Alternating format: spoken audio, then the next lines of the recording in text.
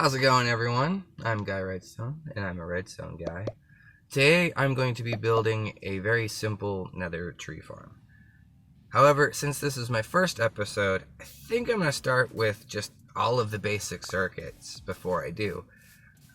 Considering this is such a simple build, honestly, it's too simple. But it's my first episode, I gotta start somewhere, and I'd like to try to teach my friends along the way. I've got a small group of friends that I play with on Bedrock, and not many of them are that big into redstone, and I'd like to show them why I like it so much. With all that out the way, I'm done rambling, so let's get into this circuit tour. So it's probably going to be smart to start with the smart switches. A couple pieces of redstone and some torches on some blocks, and you've got yourself the ability to determine when to send a signal, or even have multiple inputs into a single signal location. Now we've got these teeter-totters and a couple of redstone torches, some dust, and you've got something that will balance on one side or the other until a signal tells it to change sides. It's a good way to maintain a certain set of circumstances until it can change back and then introduce something different. This is a rotator. You only need one input point, and it does the same thing as a teeter-totter basically. But it's a rotator. It rotates the signal coming in. Now, if you ever need a signal longer than what the button will do for you, or whatever input you got going in for you, you can extend it out using this very simple repeater extender. And these are comparator extenders, and they will hold it out for a longer amount of time. The one on the left is a lot better.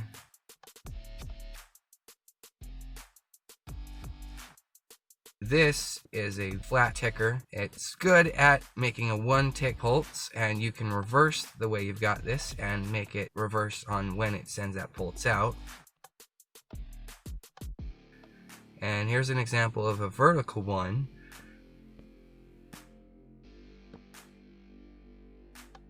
Hey, what's going on here?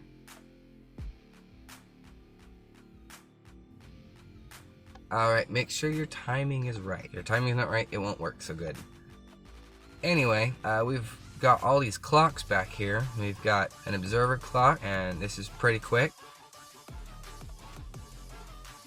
This comparator clock is actually the fastest. This repeater clock is able to be a fairly quick clock, but also can be adjusted to run fairly slow.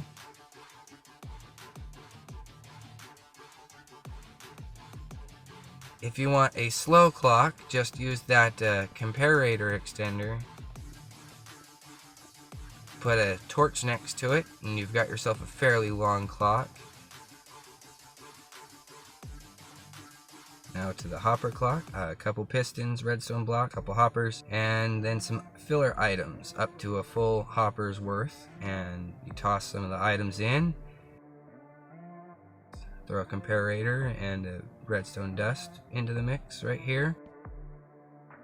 This clock will shift items back and forth. The redstone block will get shifted and reverse the order, and it's the longest clock in the game.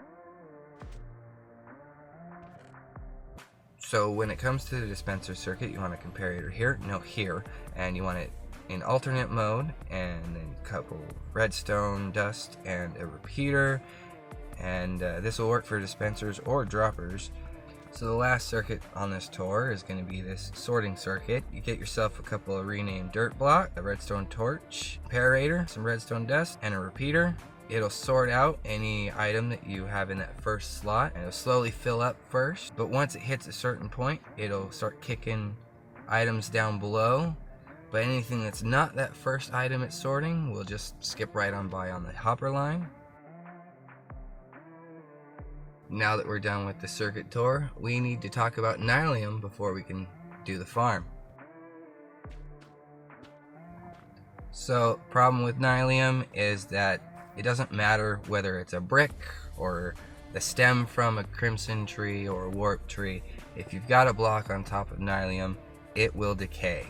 And it can decay fairly quickly if you're not too careful, and you'll lose all your nylium.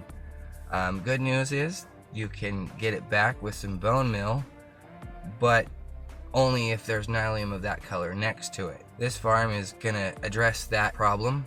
Now let's get to the actual build.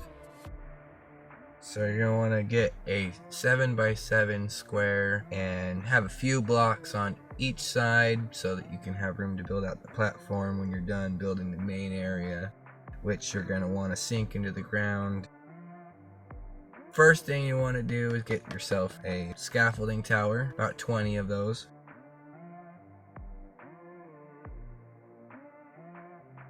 Then you want to come over and start building your actual component by digging down 2 blocks, putting a piston in. This one's got to be sticky. Clear out some more area around the piston, and then you got to make a decision. You got to decide if you're going to be in line with the scaffolding or if you're going to be on any other block. We're going to go opposite the scaffolding for this build. You start off with clearing off some area here so you can put in some bricks. Toss in a piece of redstone, torch, and you cover that with glass.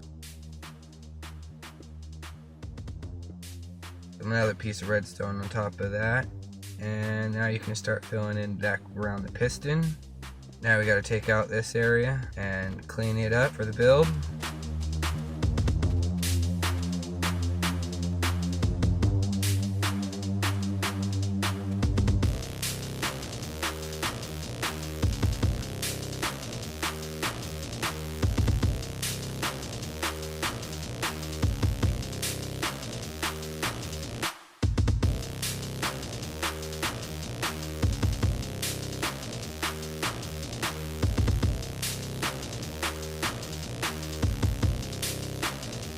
Oh crap.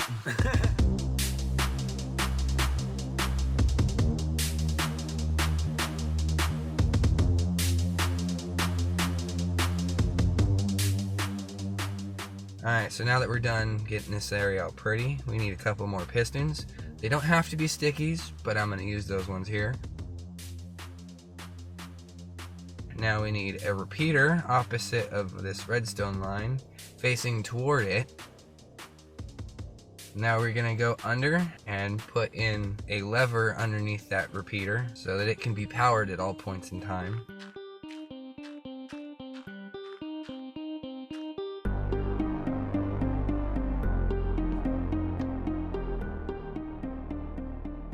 It should be powered now. And we can start on the redstone line that's going to run the pistons.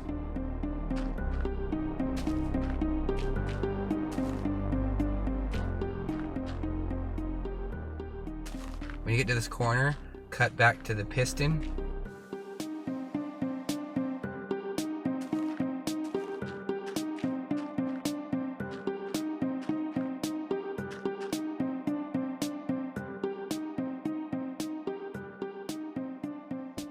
Now, when you get this lever up here, it'll power that redstone. You can have the lever point either direction, but it might be better to line it up in this orientation instead of that way.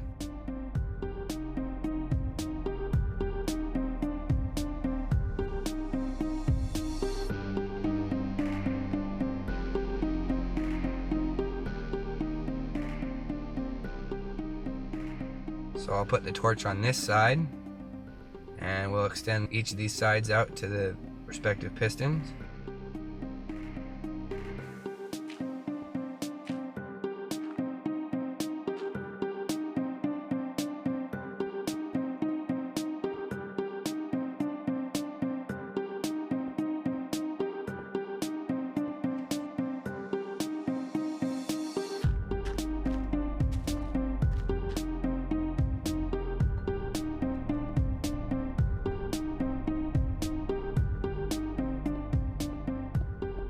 Alright, and now that that's done, should just light up this area real quick so we can cover it up.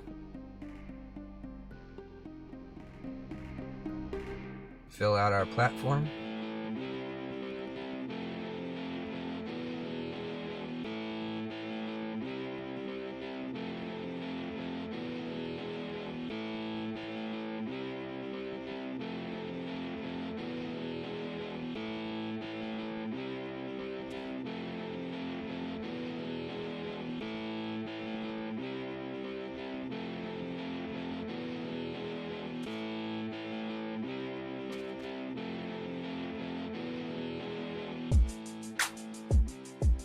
And that's the basis of our farm done. Just gotta put in the nylium, maybe decorate it up a bit with some extra mushrooms and a couple of item frames. It's time to use the farm.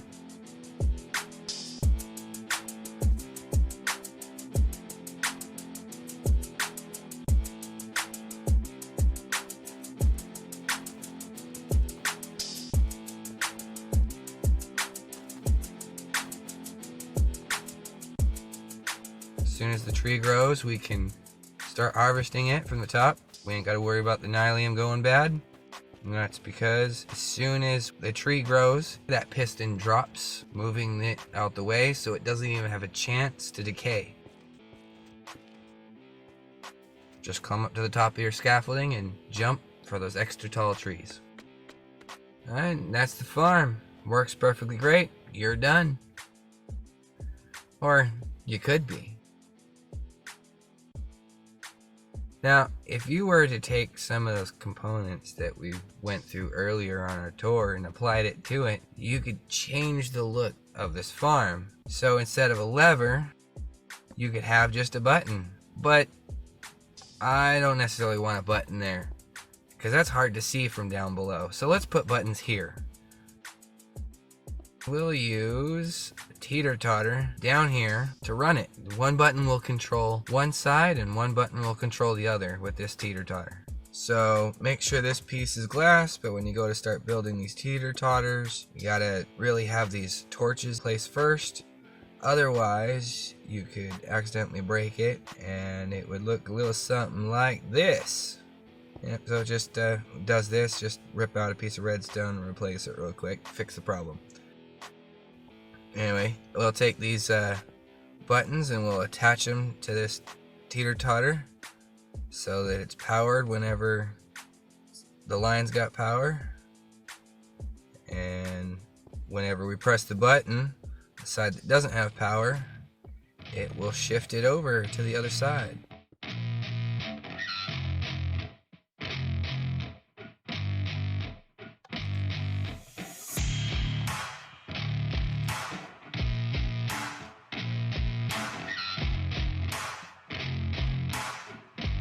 Simple little upgrade, mostly just cosmetic. It's a way to use one of these circuits to improve a build. I personally would rather have the buttons. But that's me. This build, like I said, works perfectly fine without it. Well, that's it for today. I hope you enjoyed the video. Now, I know this first build was incredibly simple, but the next few are going to get more and more complicated. Maybe you learned something, or maybe I piqued your interest in learning more about redstone. Either way, I hope you'll consider subscribing and liking and sharing the video, and see you in the next one.